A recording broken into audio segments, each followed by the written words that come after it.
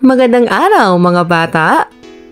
Sa aralin na ito ay matututuhan mong maipakita ang pananalig sa Diyos sa pamamagitan ng pagsunod sa Kanyang mga aral. At ito ay nagdudulot ng pagkakaroon ng mabuting asal. Pananalig. Ito ay ang iyong paniniwala o pananampalataya sa isang relihiyon.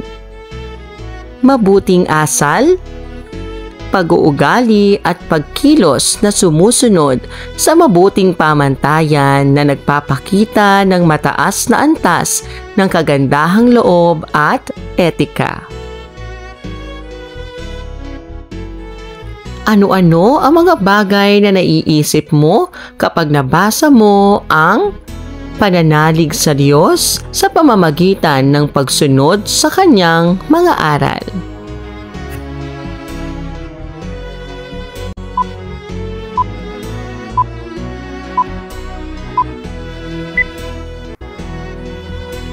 Pagiging masunurin.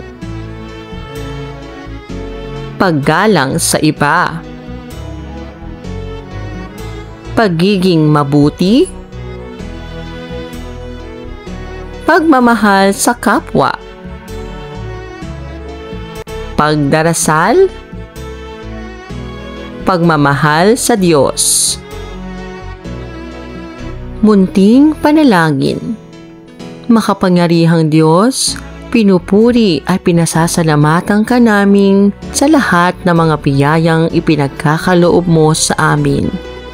Hinihiling po namin ang inyong patnubay habang nagsisimula kami sa araw na ito.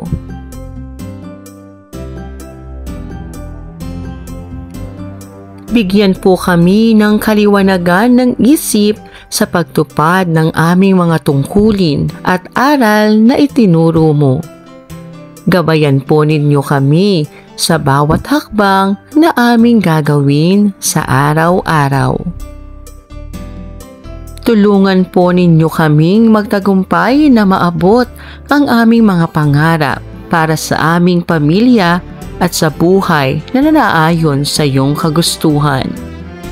Ipinagkakatiwala namin ang aming mga gawain, tuntunin, pag-aaral at ang aming buhay sa inyong mapagmahal at pangangalaga. Protektahan kami at bigyan ng lakas ng loob na umunlad at maging mabuti pang tao sa aming lipunang ginagalawan. Maraming salamat po sa inyong biyaya. Amen.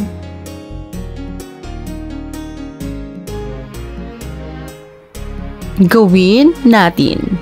Iguhit sa bawat bilang ng saranggola ang mga sariling pagkilos na may paggalang sa Diyos ay tanda ng pagkilala at pagmamahal sa Kanya. At ito ay nagdudulot ng pagkakaroon ng mabuting asal.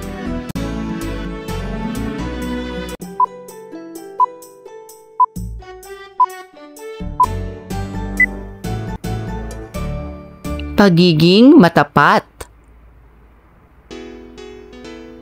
Malasakit sa kapwa. Pag-iwas sa masamang gawi. Kababaang loob. Pagdarasal ng taos puso. Walang imposible sa Diyos. Manalig ng buong puso na ang lahat ng iyong kahilingan ay Kanyang ipagkakaloob kung sasamahan ng pag-asa at pananalig sa Kanya.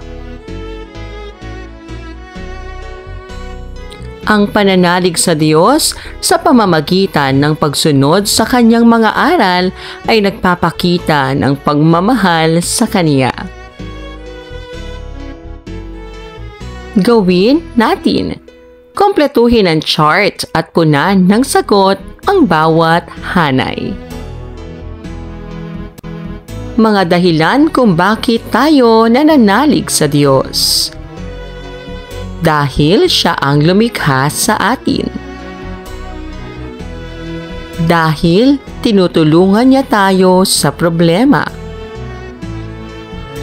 dahil tinuturuan niya tayong maging mabuti. Dahil binibigyan niya tayo ng maraming biyaya. Dahil gusto nating mapunta sa langit. Maraming salamat po sa inyong panonood at pakikinig. Hanggang sa muling pag-aaral ng asignaturang GMRC. Paalam!